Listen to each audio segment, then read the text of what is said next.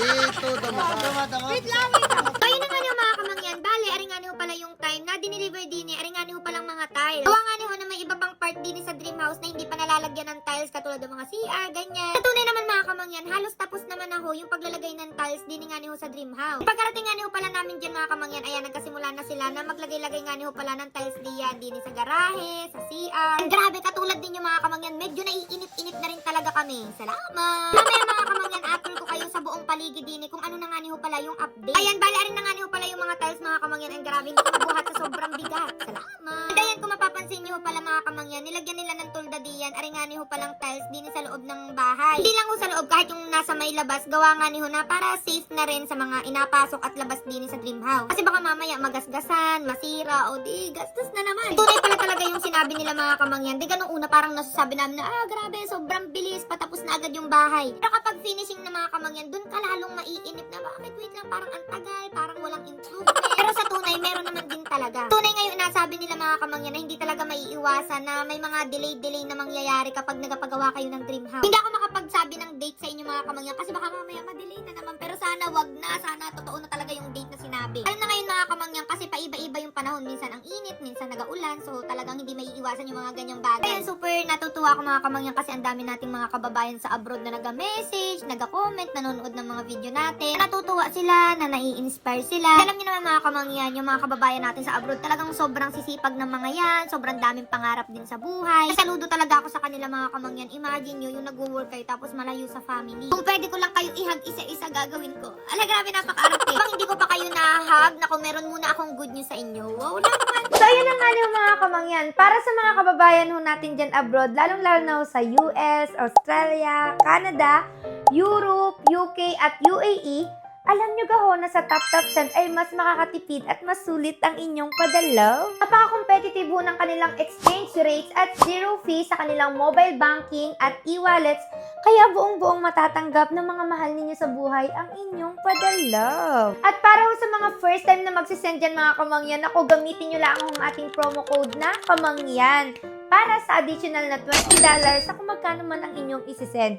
Ibig sabihin, kung $80 ang inyong isisend, magiging $100 ho yan. Kaya ano pa hong hinihintay niyo mga kamangyan? I-tap-tap send mo na yan. So ayan, balik na ho tayo din mga kamangyan. Ayan, bale, ang dami nga niyo pala nilang inagawa din sa labas ng bahay. Yung daanan diyan, alagyan na ng semento. Bale, inagawa ho pala nila diyan mga kamangyan. Ayan, inabuwag-buwag muna nila para makuha nila yung mga buhangin, ganyan. Kailangan mo nang mapantay, gawa ng hindi man yan pantay-pantay. Trinay ko diyan mga kamangyan kasi akala ko nung una, medyo madali lamang. Pero sobrang hirap. Pambungkal pa nga nila ako, sobrang bigat na. Talagang dito, kailangan mo talaga ng lakas. Oo, ng lakas. Para makukuha ho pala nila diyan na lupa, na buhangin. Baka itambak nila dun sa may daanan papunta ho din sa dream house. Gawa ng digay, hindi pa naman ho yung semento. And sana balang araw, mapasemento na to. Ay, tapos sana mga kamangyan, medyo nanghihinayang talaga kami din. Gawa ng yung papunta nga niyo pala din sa parang may stage. Yan ho yung gazebo namin. Kumbaga para tanggapan din ng bisita, ganyan. Nilagyan nila dyan ng daanan na semento. Ayun, na-realize namin na wala yun dun sa unang napag-usapan namin na lagyan nga ni Huyaan ng semento. Okay lang din sana sa amin mga kamangyan. Gawa ng syempre, sayang din. Tapos ang ganda pa ng pagkakagawa nila, ganyan. Kaso nga nila ang mga kamangyan, magkakaroon ng conflict doon sa design. Gawa ng ipapalandscape ho namin yan. Kumbaga ang mangyayari, puro semento na yung buong paligid namin. Ay ayaw namin ng ganun. Gawa ng gusto nga namin, mag-green-green pa din. Do green naman yung labas ng bahay mga kamangyan. Gawa ng palaya naman yun. Ang kaso nga nila, pag nandito ka mismo sa loob ng bahay, tapos andito ka sa baba, hindi mo naman sobrang makikita yung palaya. Kaya gusto namin, mag-green-green pa din. Kumbaga malamig pa rin sa mata. Kasi makikita lang ho namin yung palayan kapag nandun kami sa labas at nandun kami sa second floor. Bako din ho kasi namin talaga mga kamangyan.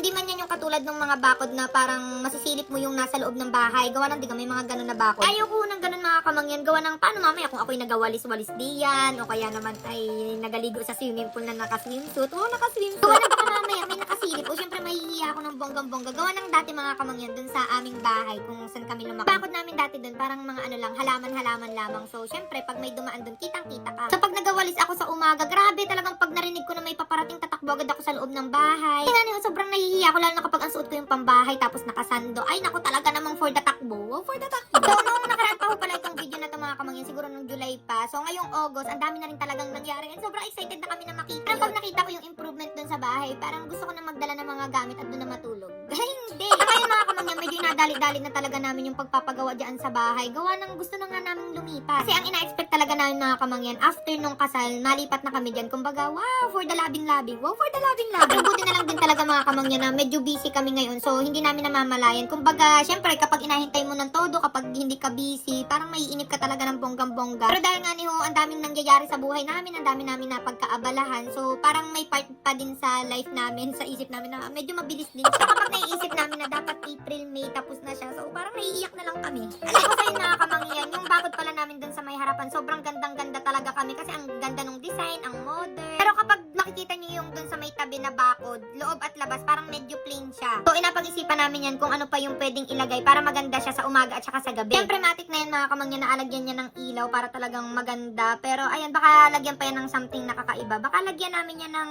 puno sa ibabaw. Ay, hindi. Kaya mga kamangyan, ang dami din po na nag-comment sa inyo na maglagay daw kami ng mga puno sa paligid. And yes, mga kamangyan, goal din talaga namin yung gustong-gusto din talaga namin na lagyan ng puno yung paligid. Para mas malamig sa mata, ganyan, malamig din yung hangin. Pero sa tunay mga kamangyan, malamig na talaga yung hangin dito kapag nandito kayo. Grabe, sobrang hangin. Pero syempre, mas maganda pa rin talaga kapag may mga puno-puno kasi yun talaga din yung gusto namin. Para kapag nagka-baby na kami, o diba, meron na kaming farm diyan sa paligid. Wow naman. Tapos mamimitas na lang kami ng mga prutas. Ay, talaga naman nakaka-excite. Ayun, sobrang excited na talaga kami din sa dream house mga kamangyan. And sobrang napaproud talaga kami. Kasi nga niho, itong dream house na to, galing to sa Malinis. As in, proud kami, confident kami na galing to sa Malinis. Pinagtrabahuhan namin yun na mag-asawa, ng buong family. And ayun, gusto ko lang sabihin sa inyo mga kamangyan na walang imposible. Basta magsipag lang kayo, magtiwala lang kayo kay Lord, wala kayong inaapakang tao. Darating yung araw, nagigising tayo isang umaga na andyan na yung mga pangarap lang natin before. Kasi kami mga kamangyan hanggang ngayon, hindi pa rin talaga kami makapaniwala pag nakikita namin yung dream house. Parang inasabi namin na, hala, totoo, ate na ba talaga yan? Kasi parang nakikita ko lang yung ganyang bahay sa mga artista, sa mga sobrang yayaman. Pero ayun, wala pala talagang imposible. And excited na ako mga kamangyan na matupad din yung inyong dream house. Ay, for the go! So, yun lang naman mga kamangyan, i-update ko pa rin kayo hanggang sa makalipat na kami din sa amin inapagawang dream house. Ay, for the go!